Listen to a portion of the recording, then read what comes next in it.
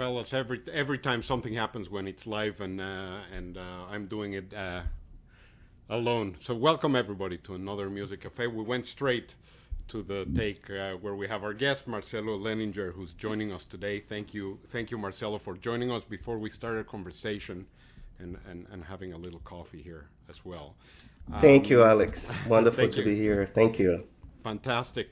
I want to remind everybody who's watching us live that tonight we have a great concert from the Grand Teton Festival that we recorded a couple of weeks ago. Tomorrow is my last day of quarantine after coming back from the States.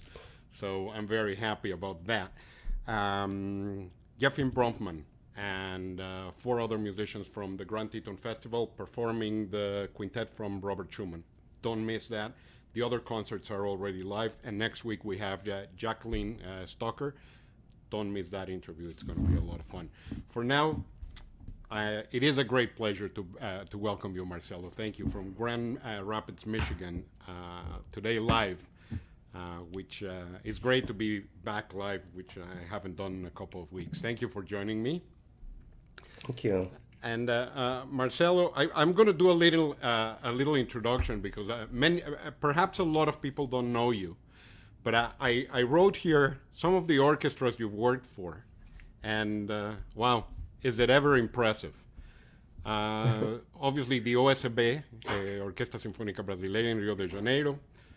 You conducted the following orchestras, and this is just a few of them: Orquesta de Minas Gerais, Detroit, Chicago, Houston, Seattle, Toronto, Kitchener, Waterloo, Vancouver, Winnipeg, Calgary, Nova Scotia. So you're very, very familiar with Canada.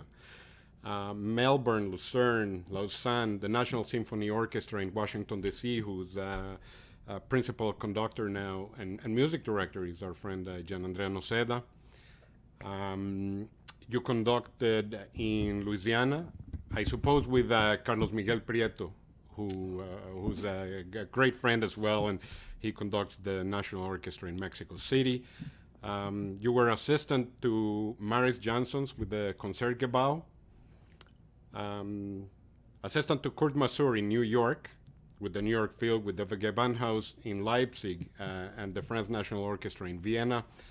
Assistant, a principal assistant, I suppose, at the Boston Symphony, and your mentors, of course, Kurt Masur, which I suppose you met at the Festival de Campos de Jordão. I'm assuming that, but maybe I'm wrong. No, but I'll tell you the story later. Okay, Leonard Slatkin from Detroit, and a conductor who I saw yesterday conducting Osespi and conducting also our friend Camila Tittinger, Roberto Tibiriza. Just a few of the orchestras you've been with all over the world, something fantastic. And before we start talking, let's watch you conducting a little piece from Boston.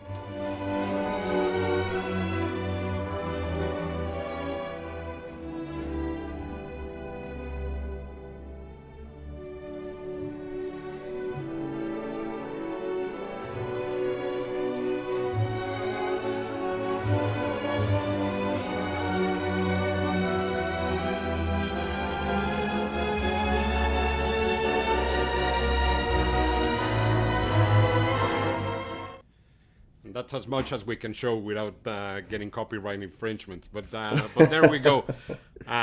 Conducting from memory, Tchaikovsky. So, Marcelo, thank you again. Thank you, Um, Alex. Great pleasure. I want to start by, and this is the first time we've ever met, so I have so many questions. First of all, I want to ask you how you fell into music, because being, the son of a violinist and a pianist is easy to understand. But why conducting? It's one of those things. I'm not sure if I can explain. Of course, I did. Music was just natural at home, and it was part of our education. My sister is also a musician. She's a violinist, Marcelo Lehninger.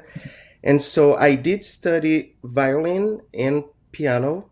Actually, I started with piano, but I don't remember because I was really, really young. And then my first memories playing an instrument was violin, and then piano. But my father was concertmaster of Osesp, And at the time when Eleazar de Carvalho was the music director there, Right. and so I was living in Rio at that time, but I would go to São Paulo all the time and just being at rehearsals and watching Maestro Carvalho working with the orchestra. It was really inspirational. And so I started really getting to conducting. And so later, one of his wonderful pupils was Roberto Tibiriçá, and he went to Rio when he was starting his engagement with the OSB, and that's how we met. I mean, we met before, but we became friends, and I started studying with him. It's more of a calling. I don't know how to understand. Although I like to joke that I did study the instrument of my parents, violin and piano. Then I had to go to therapy, and then I became a conductor. Of course, I guess the pressure really mounts. When I interviewed Christian Yarvi, uh, he always I always had the question if he felt the pressure of being in a family of conductors, and but he did his own way, and I suppose the same with you because you're a conductor and nobody else in the family does that. So, It's interesting. My father does conduct a little bit, but I think also, Alex, just living in this life of musicians, just accompanying my mom in tours and always observing her working with conductors. Very rarely she was happy with a conductor, and then also talking to my father, and he was always talking about Eleazar, but also about guest conductors and kind of, did you see that conductor, how he could actually change the orchestra? Did you see how that conductor obtained the results?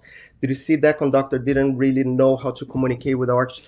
So I think I learned so many great aspects of conducting and of the relationship with musicians and the interaction with soloists. And I learned that before I learned how to conduct properly, and so that was really really valuable. But yeah, and I love the repertoire, and of course you can play a Brahms symphony on the piano, but it's not the same. So I love the symphonic repertoire. Is and it was my calling. so how did you meet Kurt Masur? Mazur was an interesting story. I knew Maestro Mazur before, because also when Maestro Mazur was conducting the OSB in the 70s, my father was playing the OSB, so they knew each other, and but kind of lost touch. So I was already in the States, and I did. After my master's, I did the National Conducting Institute with Slatkin in Washington, D.C. And at that time, I was living in Washington, D.C. But I went to Rio for a master class with Mazur. He was giving a master class at the OSB, and it was an interesting moment of my life, kind of a hard moment. Sometimes we have those down moments, and I think he had the sensibility to see that.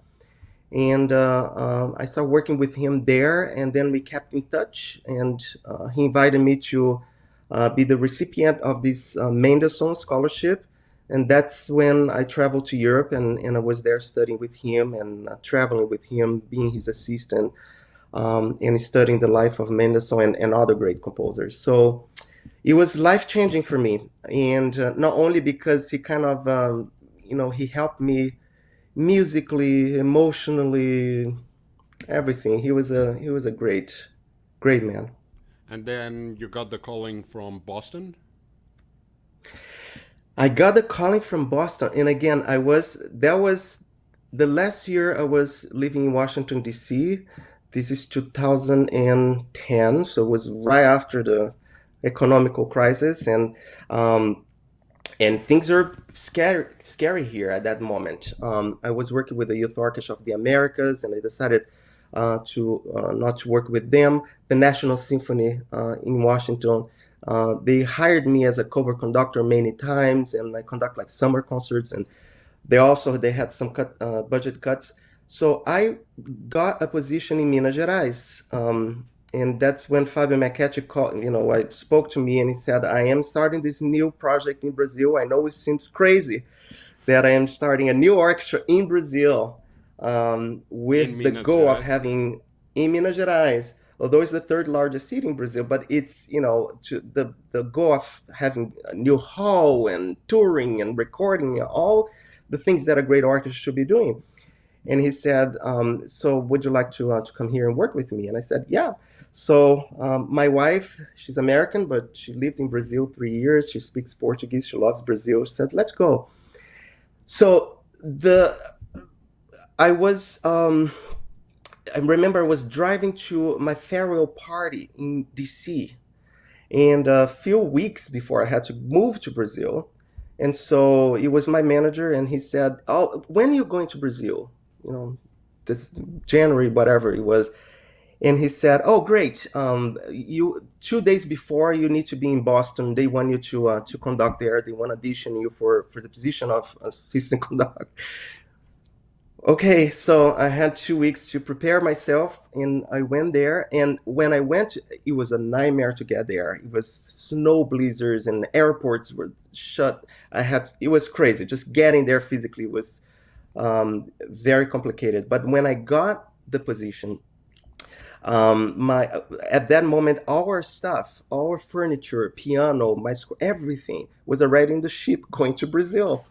So I called my wife. I said, "Well, I got a position in Boston. We need to Can we move get our back. stuff back?" She said, "No, we can't. It's in the ocean."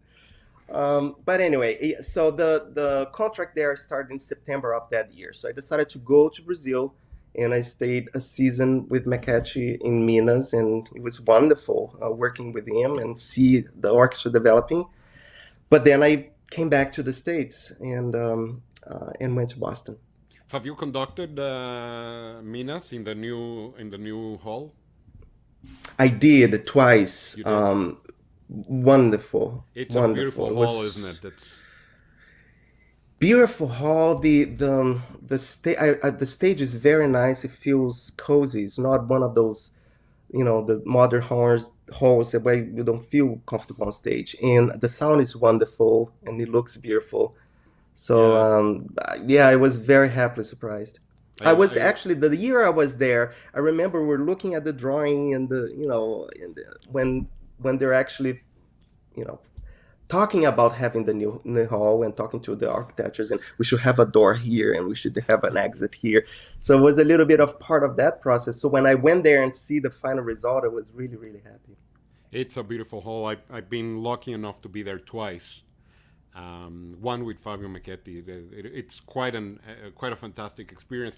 Yeah. Everybody when they comment about this series is that I'm very weighted towards Brazil, but I lived in Brazil for a few years, and that's where I actually my passion for classical music started. And being at the Sala Sao Paulo, which I consider one of the nicest halls in the world, with with the fantastic orchestra there, and Marin also conducting. It's very hard not to get enamored with classical music, and having a little bit of the Brazilian touch, which I think that is something really fantastic, and that's why I lean towards Brazilians when it comes to doing this series of interviews. And talking about that, I'm going to show another little clip because it's you conducting, but it's conducting in Brazil. Uh, I tend to do this to our guests. Let's see what I like to see your reaction to this small piece.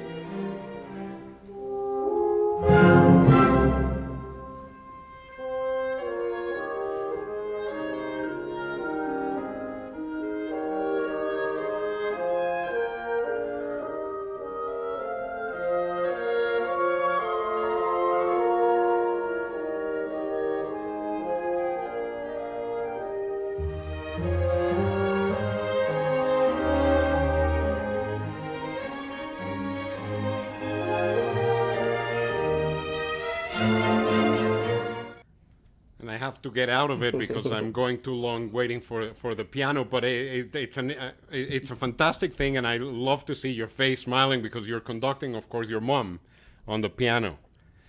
Yeah.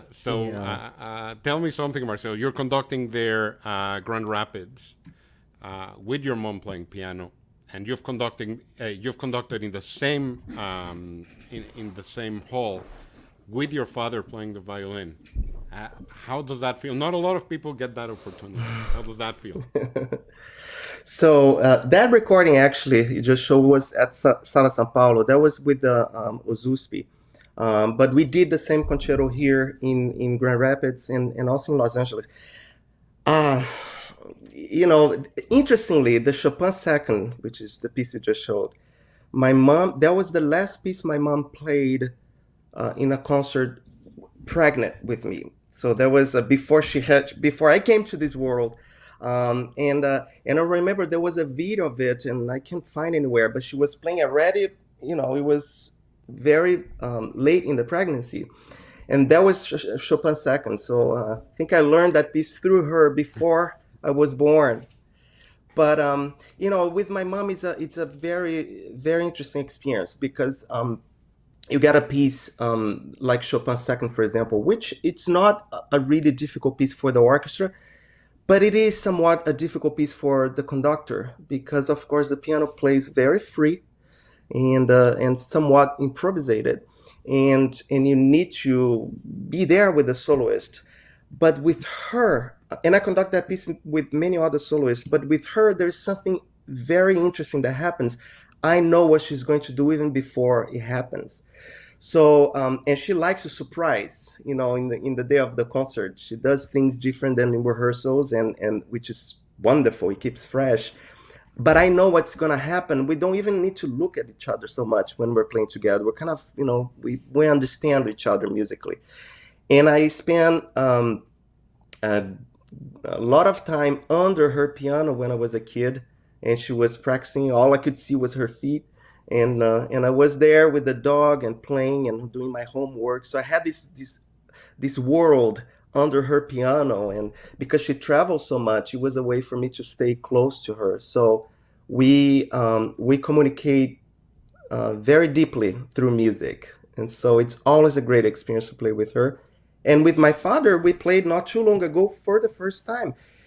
It was at me as a conductor. It was interesting because we there was many other chances scheduled concerts where we would work together, but it never happened. It got canceled last time. One time there was a World Cup happening in Brazil. The concert got canceled. The football game is much more important than a concert, of course. Of And course it so is. and I learned so that there's only one thing more important than soccer than football, and that's the soap opera, the novela da Globo. That's the only thing there you that go. takes precedence, right? There you go. Eleazar loved to watch novelas, actually. He was a big fan of it. But anyway, so one of those things. It never happened and finally did last year. And that was a unique experience. Um, how come you didn't take up the piano like as a thing? Like as somebody who spends his childhood underneath a piano, it's like you're almost there, no? Alex, I think probably it's one of those things. It's my biggest passion, actually, is the piano. Um, but I don't know. I never felt good enough. I never felt prepared. I never felt, I never felt I had the capabilities and the repertory and all that in the age that I should have. I was in an age that I should be playing Rachmaninoff piano concerto, and I was not, and so I didn't really felt prepared. I really admire my sister in that regard because to have the courage to follow a career when you have such important musicians as parents, it's tough. And so I couldn't deal with that kind of emotional state of playing the same instrument. And With, I mean, although I love playing the piano, and it is my great passion, but I wanted to do something that it was my thing. and I was not really. It's not competing, but I was not. There was no one in the family doing the same thing, so I felt more comfortable with that, and I feel really at ease when I'm conducting. I feel comfortable. I feel at home, and I never felt that with the piano. When I needed to play piano in public, it was always tough. I was always shaking. My legs were shaking. It was hard for me to control the pedal. So for me, emotionally, it was tough to play the piano in public. And with conducting, it felt natural. When you conduct of the two clips that I showed, you're conducting with no score, which doesn't happen that often. And we were having another conversation a few weeks ago, and Christian told me, you know what, it's doable. We do it with the whole orchestra played Firebird from from memory, and it's very impressive. Obviously, you change repertoire every week. How do you handle that? I mean, they're long pieces. They're symphonies are not 3 minute songs. Yeah, the musical memory it's a completely different. I think he used a part of your brain that is completely different than memorizing a phone number or text. Or musical memory is different. Some people do have photo memory. Some people do have other kinds of memory. But I actually do conduct using score a lot, and I love this little joke which people talk about that. The I think they asked. I think it was Strauss, if I'm not mistaken. Probably the same story was, it was told with different characters, a different person. But the one it was told to me was with Strauss, and they asked him. There's so many conductors conducting without score, and they conduct by memory, and you always use a score, and why is that? And so his answer was like, well, I conduct with a score because I know how to read a score. But for to conduct by memory, it needs to be a piece that I feel so comfortable. For many reasons. One is that I don't want to put the orchestra in a bad situation because I'm not comfortable with the piece or having memory problems. So I need to be really, really comfortable with the piece. When I am, and I know that piece at sleep, then not having the score there, it's a different kind of experience. I get a different kind of connection with the music, which is a wonderful experience. But sometimes having the score there also, it's interesting because even in the time of the concert, you look at the score and you say, "Ooh, I didn't notice that." There's something, you're always learning from the score, and so it's a different kind of experience. Sometimes I conduct pieces with the score because I have a page or two that I couldn't memorize. The score is open in that page, but I do conduct some pieces by memory, but those pieces that I conduct many times where I just feel comfortable with it. Otherwise, I just use a score. It's interesting to every conductor does their own take on different things, and you're going to be conducting hopefully the St. Louis Symphony this coming season, depending on conditions. I did. I did. Oh, It you was did. yeah, it was I think it was December, January. Yeah. And Stefan Deneuve is the music director there, and he showed the orchestra in Sao Paulo, CESP, the score marked by John Williams of Jurassic Park and whatnot. He said, "These are the marks," and that's why I keep it open because it has his own writing, and that's what I'm looking for. It was. Mazur, his first concert with the New York Philharmonic, it was Mahler one. His first concert as a music director was Mahler one, and apparently he went in a reception, donor reception before the concert, welcome reception, and he was there and he was talking to some people. Of course, he's already trying to focus and concentrate in the concert, but someone showed him at that reception the score of Mahler, for Mahler 1. Mahler's score, his Mahler personal score. score, when he was conducting Mahler. And so Mazur got there and started, looking at the score and looking. And this is minutes before he needs to go on stage to conduct that piece, right? So he's looking at that score. He closed the score. He gives back to the person, says, "I can't look at this right now." It's too much. And Mazur had this very very strong personality, like conductors like him, like Karajan, that always you look at them and say they're totally in control, and clearly it's not the case. Uh, Yeah, but they have such great respect for the text and the composer that when he was looking at the Mahler's markings of that piece, he probably there was some new information that he didn't want to deal with that at that moment. I think it was about a year or almost 2 years now ago that we went to the archives at the New York Phil, and Kachun Wong, the conductor from Singapore, was conducting there, and they showed him all the Mahler, score. It's really overwhelming to see, all the music that was actually composed by the great ones.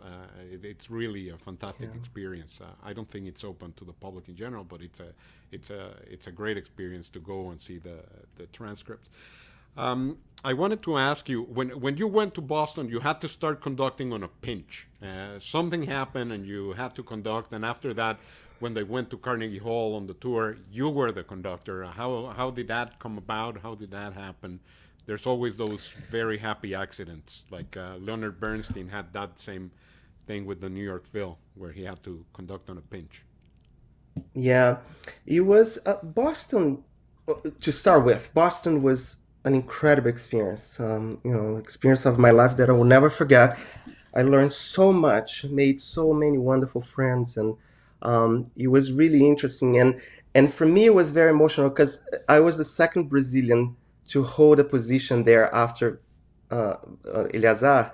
Eleazar was assistant conductor with the Boston Symphony, and he shared that position with Lenny Bernstein. So for me, it was also very something very emotional. But I remember when I got to Boston, and this week second in the job, I got a call, and it was the artistic director, and he said, "You live close to the hall, right?"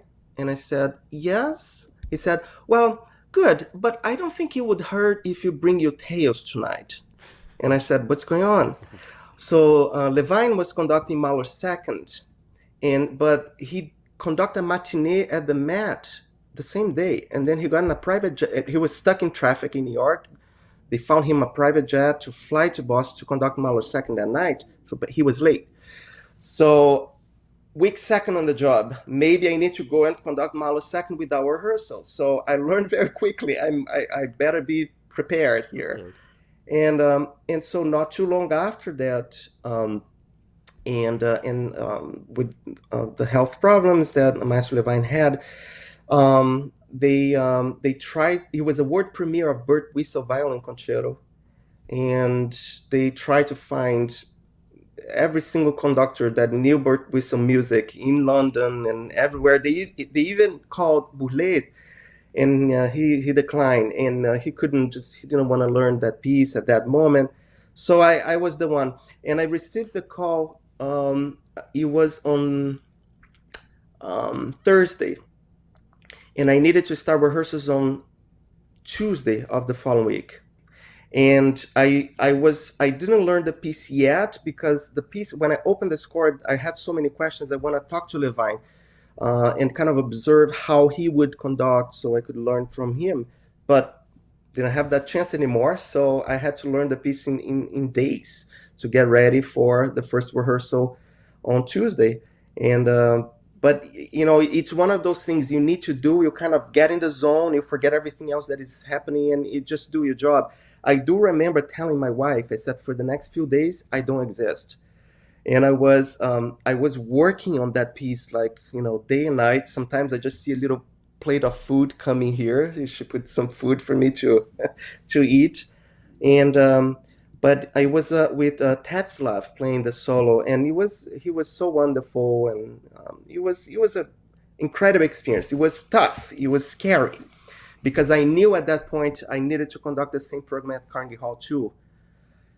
And but and the composer was there, And so it was a tough moment, but I did. And the thing I learned from that, not only, it's when you are under pressure, sometimes you can do things that you don't even know you could. But I learned my ability of learn music in the last minute. I didn't know I had that, and I learned that in Boston. I knew I could learn things much faster than actually I thought I could. The now that you are talking about conducting a piece when you actually have the composer right there on the hall, brings me to a question that I always ask conductors, and everybody has a different answer. Who do you conduct for? Are you conducting for you, for the That's audience, for the a musicians? What that that's what's in your a mind? that's a really good question, and I don't think personally. I don't think there is a answer because I think you need to take everything in consideration. My first thought, to be honest, is my love for that music. When I'm conducting these incredible composers, it's like I'm talking to them. I remember when I was in Vienna and I visited the cemetery, and I saw Brahms was there, and Beethoven was there, and Schubert, and for me it was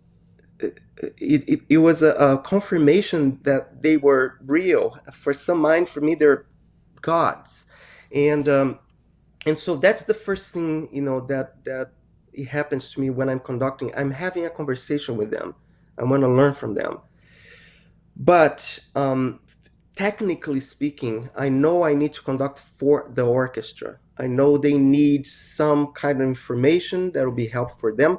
I know there is some information that they don't need, so I don't need to give to them, depending on the orchestra, of course.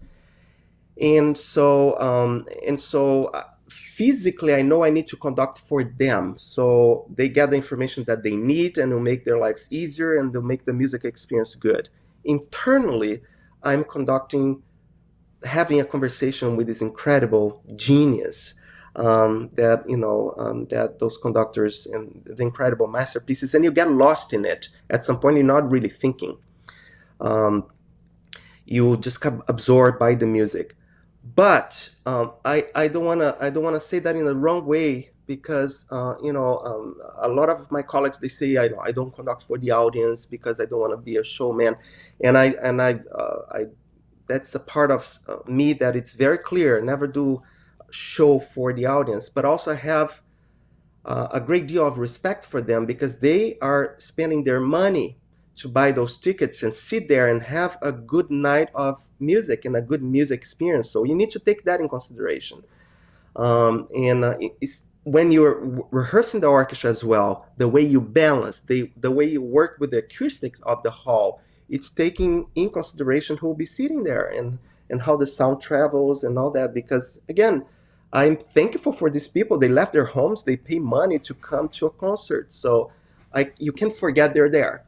Um, but but of course, the main reason why I do what I do is the love for music. So, and conducting is, because I'm in love with the composers, I'm in love with the music. The So I the guess it's a combination of everything, but I never really think about that. It happens.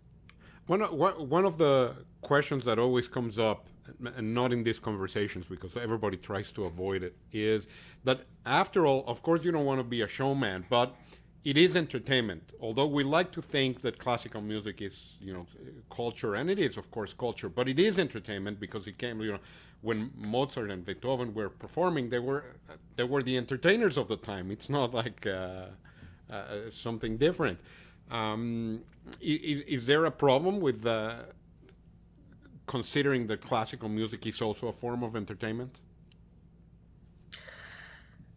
I don't know if it's a problem considering entertainment. I think there's nothing wrong with that.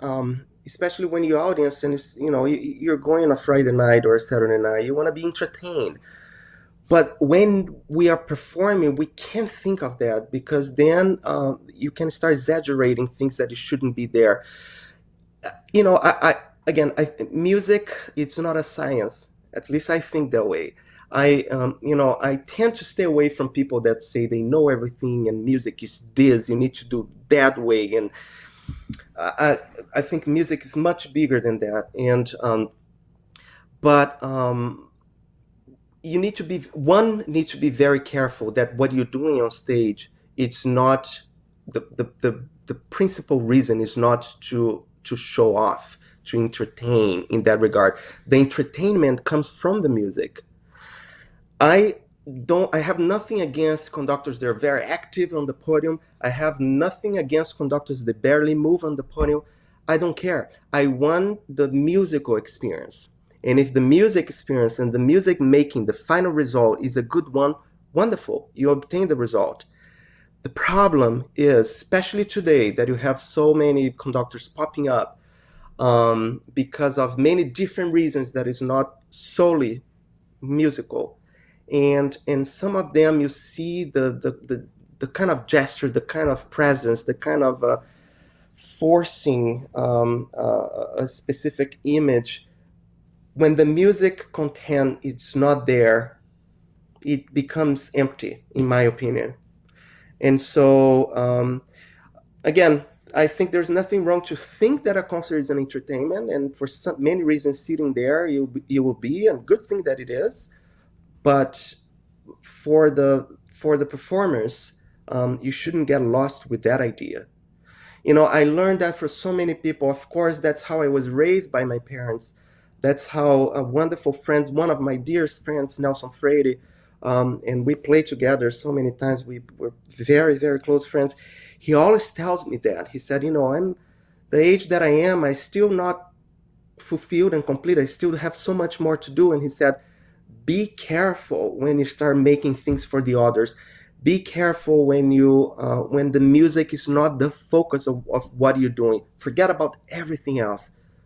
The music needs to be the reason why. And if you start deviating from that, you're in trouble. And also, when you start thinking that you know a lot, you're in trouble. And so that's how I was raised. Those are the values I have as a musician. So that's why I don't lose sight of the music, and hopefully trying to get very close to what the composer wanted. One of the great joys in my life has been to listen to Nelson Freire, of course, and Meneses on the cello. But I've never heard them both playing together. I think that's going to be when I see that programmed once again. I will definitely try to travel if conditions allow us to travel at that point. Marcelo, I want to ask you a couple of other questions. We're running to the time allotted for the interview, but I want to ask you so many things. But let's go to a thing that has been going around my head since we started talking. You've conducted, in every major city in the world, some of the most important orchestras in the world. Why Grand Rapids? Grand Rapids was a really interesting experience. It was right after California, when I was there as music director in the Los Angeles metropolitan area. I came here as a guest conductor, and they were searching for a conductor.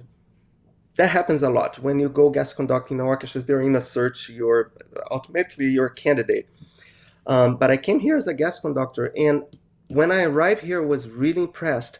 And for me, it's a little. Sometimes I get sad that people really don't know about Grand Rapids and about the symphony as they should. One of the reasons why a few years ago I brought the orchestra to Carnegie Hall, and I was so impressed, Alex, when I got here and I saw what the city has to offer for a city of this size, and the orchestra, the level of the orchestra, everything was kind of clicking. It was one of those things. It just worked. The chemistry was there. So they offered me the position, and I decided to take it because I saw a possibility to bring this organization to another step that they deserved. And but I was happy to be working with an orchestra that it's such a beautiful orchestra, beautiful musicians, and so musically I'm having really, really a great time here. And if you think about the tradition of this orchestra, I mean, Semyon Bychkov was music director here. He did a lot Yeah. of the Russian repertoire here in Shostakovich, and uh, Malko was music director here. Like in the really really past. I mean, you have a very interesting history here. It was the first orchestra in the United States that hired women as music director, which was Catherine Comet. First orchestra in the United States happening in Grand Rapids, Mhm. Michigan. And so it's there is incredible things happening here, and I want the world to know that. And so when we went to Carnegie, that was one of the reasons I want people to know. There is an orchestra in Grand Rapids, Michigan, that play the way they play, and very interesting organization. I keep, of course, not now because all my guest engagements were canceled, but I keep active life as a guest conductor, and it's wonderful. It's a way for me to keep in connection with different organizations and learn conducting incredible orchestras. But I made Grand Rapids my home, and I invested to work with this incredible organization. And differently than many orchestras in the country right now, they're shutting down and laying off their musicians. And I understand sometimes you don't have a other choice. We didn't. We kept pay our musicians. We keep going, That and is so that tells a lot about the organization. that's very commendable. I was interviewing last week or the week before. I'm, obviously because of the current situation, time has taken a complete different. Everything is relative. You say how many weeks it's passed. The time has taken a different concept altogether. I was interviewing Simon Woods, who's the incoming president of the League of American Orchestras, and he was telling me about the difficulty of all the different orchestras, how difficult it is to keep them up, and the regional orchestras have tremendous pressure to do it, and it's great to see that there is that commitment from the community to keep their orchestra or their arts organizations going. I think that overall Michigan is really underrated in general in the music world. But just consider not only Grand Rapids, but the concert hall in Ann Arbor, which has so many concerts a year of every orchestra, every performer in the world. Of course, they have the Detroit Orchestra. I think that that they have a great tradition of great music that has to be uplifted. Actually, all the region, Indiana also, where so many great Brazilian musicians go to study and to teach in the Yes, of University of course. Indiana. Um, it's yeah. You were going to say Yeah, something. the other thing is, I value a lot when I see group of people on the same page as musicians. I mean, in the end, we need to do what we do because of the passion, because of the love, because we want to have a good time. With working on these incredible pieces. And as you mentioned, I conduct many. I had the honor and the opportunity, which I'm so thankful, to go to some of the biggest orchestras in the world, and I keep going to some of great orchestras, and I have a great time, and I learn a lot from it. And of course, Boston occupies a very special place in my heart. Um, and but chemistry between a conductor and an orchestra, it's something that you cannot explain. You see that a lot with guest conductors. I see that for 5 years in Boston, some great conductors came conduct the orchestra, but the chemistry was not there. And it's an interesting thing though how that happens. And the one thing that I don't enjoy, because I try to give to the musicians, and they give to me, it's a cycle of energy, which is so wonderful. When I go to an orchestra that is not there, I I don't know. It's kind of, you get uninspired. When you go to an orchestra, they're just playing, and kind of, they can. There's the passion is not there. It's sad, And I'm not saying all the great orchestras are like that. Absolutely not. I mean, Boston plays with such passion. Even if they play, Mahler 5 for the hundredth time, they play with incredible sound, incredible passion. The tradition is there. But when I did Mahler 3 here in Grand Rapids, or when I did Heldenleben, which we're actually releasing a CD in a few months, together with Villa Lobos Shodostan. The Mahler 3, the last time the orchestra played that, it was a long time ago. So the excitement to play that piece, the passion on stage was so palpable. It was so incredible. That gives me a lot of inspiration. And so it really doesn't matter what orchestra, what city. I want to be in a place where that kind of music experience happens. That's what fulfills me. And so that's what's something that I've been experiencing here in Grand Rapids, and they play happy, they play with passion, and I love that. So I've been very, very happy, very lucky to be here.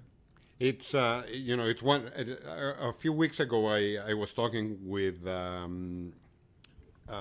Baldini, the concertmaster at Osespi, and I asked Emmanuel about smiling because at the end of every piece, the orchestra stands but he smiles to the audience, and I said that is it's not common. Like some people smile, he smiles all the time, and it's something that brings also a joy. Not only the music, but that they acknowledge that they played something that reaches the audience is really unique when the musicians get up and smile. It's a fantastic experience for sure. I think it's very important that a leader of an orchestra, a music director of an orchestra, try to really pass that kind of philosophy to its musicians. Uh, you know, Again, I always say that here. I said there are people buying subscriptions for the whole year. There are people giving very big checks to support us. There are people buying tickets and sitting here on a Friday or Saturday night. Be respectful for them, and I think the kind of sharing that philosophy with musicians, that why we need to come to work and be unhappy. I mean, of course, there are situations here and there that you're happy with, that you don't like the conductor, you don't like it. It happens, that's life. But I think it's miserable if you go to work every morning to rehearse and you're happy and you're just playing your instrument, which probably you play for your whole life, and you're not happy with that. I don't understand that.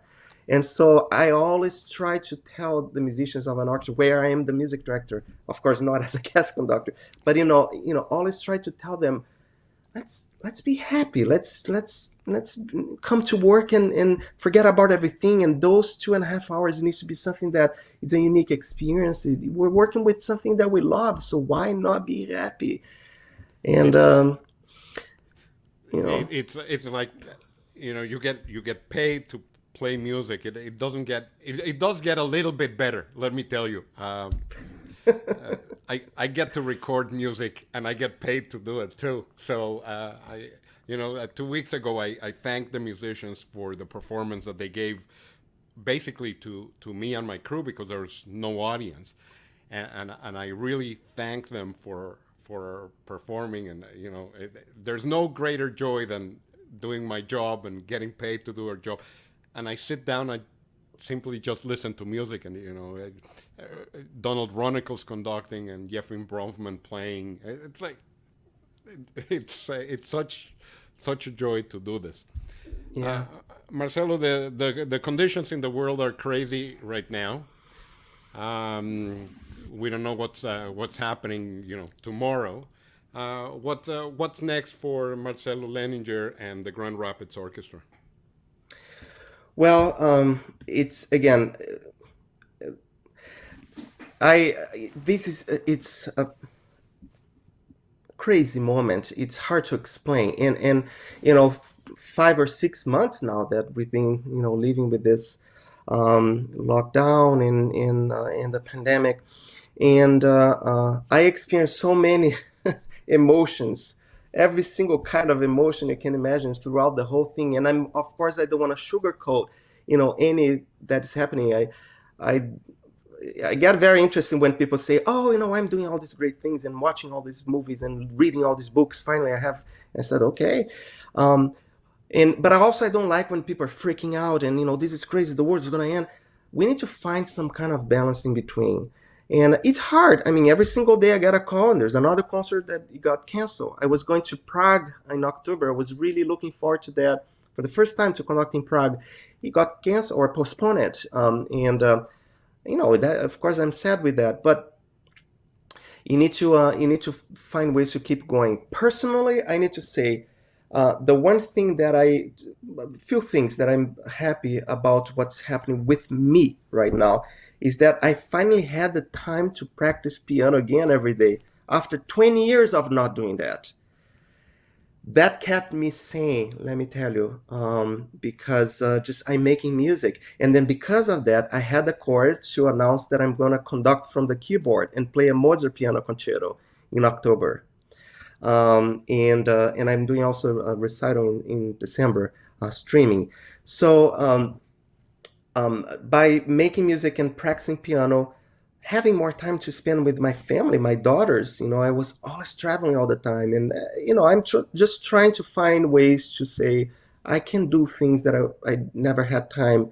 And I use the time now to do it. Career-wise, guest engagements are being canceled. And so I'm dedicating a lot of my time to work in Grand Rapids and think about the future of the orchestra and what we'll do. And so we decided to postpone the season as we originally planned to the year after, because it was not realistic to keep that season the way it is, but I didn't want to cancel. And for the next few months, we are out of the hall. We'll be in the arena, and we have a multi-stage set up in the arena, each stage with 20 musicians. And it'll be streaming only in the beginning. Then when we can have audience, we'll have audience. And we're doing streaming of pieces that will be rearranged for a small orchestration, or pieces for small orchestrations. And we're doing streaming. And we had the sidewalk serenades this summer, where musicians play in the driveway of your home. You could hire our musicians to play there. We had pop-up concerts in the park, chamber music. And so we're doing what we can, but the sight that we don't want to lose is that our mission is to deliver good music to our community. We're going to keep doing that in a way or the other. We're going to keep doing that. And so investing a lot in technology to do the streaming. And in September, we're playing from the arena with lighting. It's going to be an incredible production. We have Joshua Bell coming here with his wife, Larissa Martinez. They're going to do a program with us. We have a program where we're collaborating with the ballet. We have a program that I'm conducting and playing a Mozart piano concerto, as I mentioned. And we'll do that. And January onwards, I decided not to announce a season because I don't know what's going to happen. So I'm in the process of planning January to May. And I'm going to plan 3 programs per program in different scenarios. And so when we know what we can do, we'll do that program. And if it's streaming only, streaming only. If it's with audience, we have audience in a safe way. But we're not going to be silent here. We keep delivering music. That's amazing. It has given us the opportunity. This pandemic has given us the opportunity to do different things, especially community-wise. It's fantastic. Marcelo, thank you very much. It's been a real joy, a real pleasure, a real pleasure talking to you. To all our viewers, visit the Grand Rapids Symphony Orchestra website, see all the details, watch from home, stay safe. Next week, Jacqueline Stocker will be with us. Don't miss that interview. She's great. She was at Grand Teton Festival next Saturday at 10 a.m., our usual time slot. Marcelo, again, thank you very much. I'm going to invite you to come back next year, probably, when things are a little easier and we can talk a lot more. I really appreciate your time. Thank you very much. Thank you, Alex. Thank you. This was great. Great pleasure. I'll be here anytime you want. Thank you. Really appreciate your time, and we'll see you all next time on a new Music Cafe. Thank you. Good day. Thank you.